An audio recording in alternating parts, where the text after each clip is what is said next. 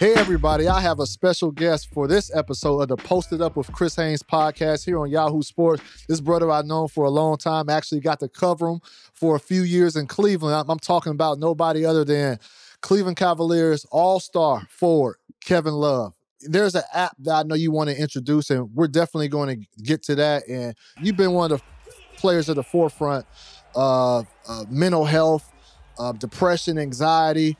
You've been one of the guys that's come out and said, this is an issue, and it's nothing wrong with saying that somebody is going through it and trying to get better. I want to ask you, I know you've been asked that a lot of times, Kev, but when did you feel comfortable of coming out and saying, this is something that I deal with just like a lot of other people.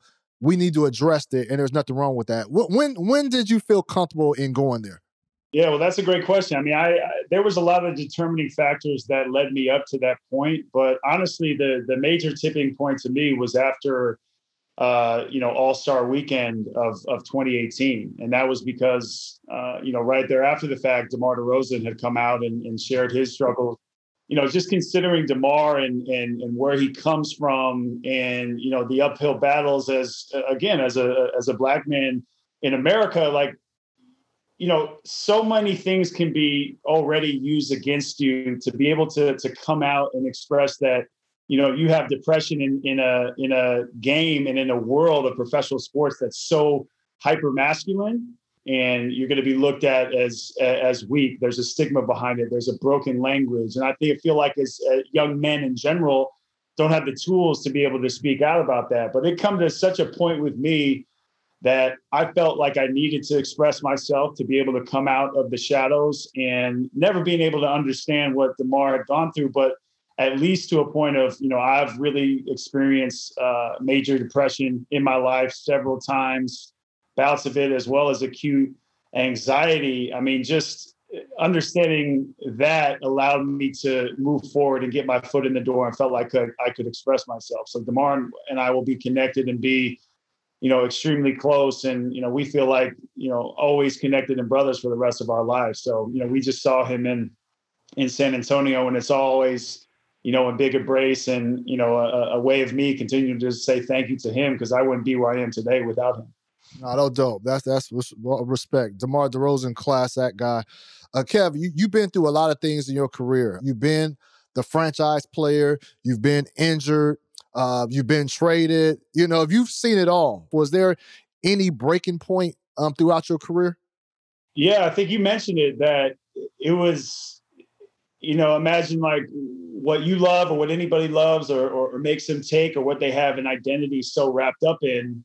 When that gets taken away from you, you feel like you lose everything, and you lose perspective, and you lose the gratitude for the little things or relationships that actually provide a source of happiness. And when I broke my hand and only played 18 games in a season, I believe in 2013, that was something for me that pretty much broke me. And I had never suffered an injury quite like that kept me out for so long. So I had to find ways in the last 3 years to deal with that. And having gone through, the calf injury that I had this year, had I not had the tools and worked on myself and just, kind of admitted who I am in a way, like I always say, only by admitting who you are do you get what you want. If I wouldn't have done that and had really an opportunity to impact people or help people and work on something bigger than myself, I don't know if, I would have been in a good headspace and talking to you here now. Okay, let's talk about it. Tell me about the mental health app that you're introducing. Can you explain what this is about and how you came about, partnering with this?